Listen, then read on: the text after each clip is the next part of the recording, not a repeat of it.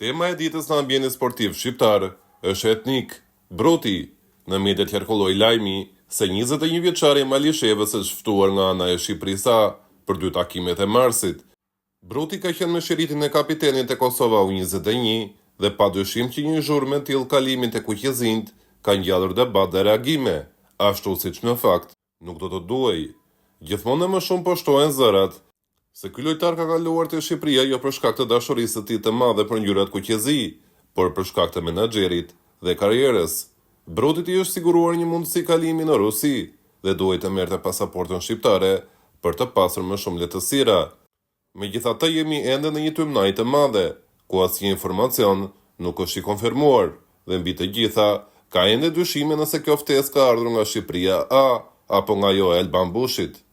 Si për të shuar akoma edhe më shumë zërat se gjitha kjo ishte një lojë e Brutit, mjafton deklarata e tij e fundit, ku shpreh se Shqipëria i ka dërguar një ftesë, por nga ana tjetër deklaroi se nuk e ka marrë ende vendimin përfundimtar, një deklaratë që dëshmon ose lojën e pisët të Brutit për t'i bërë presion Kosovës me anë të Shqipërisë, ose vetë lojtari e ka pranuar ftesën e Shqipërisë dhe kërkon që ambienti të jetë sadopak i qetë për momentin, duke mos konfirmuar publikisht vendimin e tij.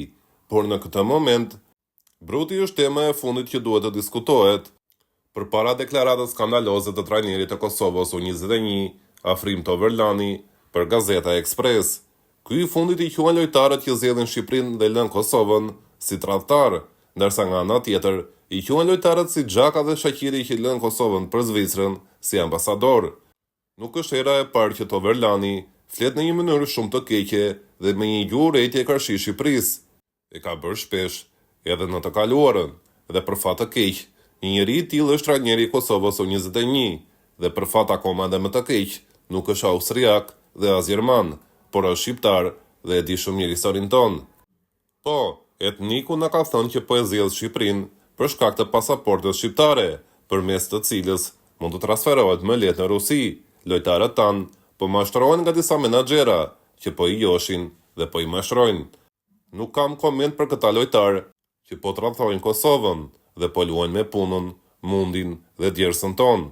Këtu kanë fajda Armand Duka dhe Federata Shqiptare e Futbollit, që nuk po e ndalin këtë trend të marrjes së lojtarëve nga Kosova. Ne nuk kemi forcë e fuqi që të punojnë për 2 ekipe, dhe për Kosovën dhe për Shqipërinë. Përfundoi Toverlani.